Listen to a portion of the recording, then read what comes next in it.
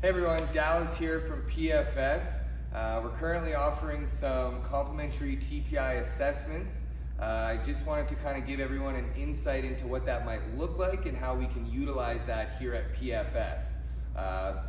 During my playing days here in Arizona on some of the mini tours, big thing that I always dealt with and kind of struggled with was bouncing around from coach to coach. Always really just looking for that next swing tip or secret, if you would, just to get me through the next event.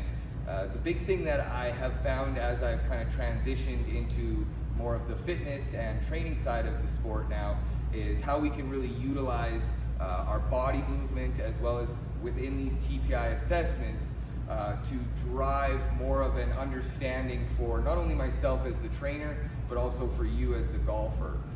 That can, again, lead to a better self-correcting out on the golf course, or if we're maybe on the road and away from our trainer at the time.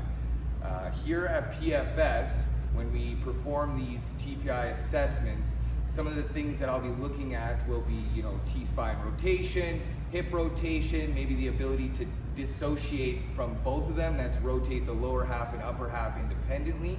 The drill that we're going to go through here today is going to be one that's commonly seen among a lot of players, which is going to usually be seen as a lack of hip rotation, especially when we create or start that downswing.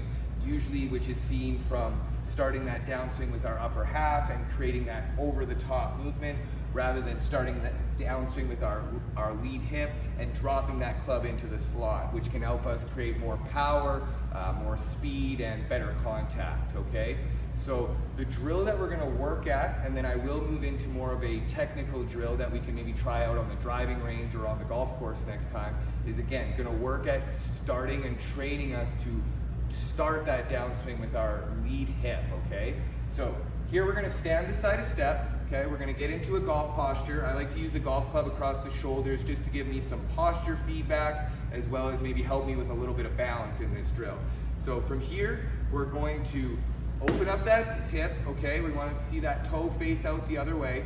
From here, I want you to think about taking a nice big inhale for me, and from there, we're going to drive up into that lead leg, trying to find some glute activation at the top, and exhale as you come up here, okay? So as I said, this drill is really gonna work at trying to train that movement pattern of starting our downswing with that lead hip, okay? From there, we can also look at doing a more technical drill, okay? Now, thinking about keeping the golf club in hand, we can imagine if I had a golf ball in front of me. I want you to start with our feet together, okay? Hands and clubs are gonna start in front of our legs. From here, we're gonna start to make that backswing. As the club and our hands get behind our trail leg here, I want you to think about taking a step forward while still finishing your backswing and making that follow through, okay? So again, it'll look something like this in real time.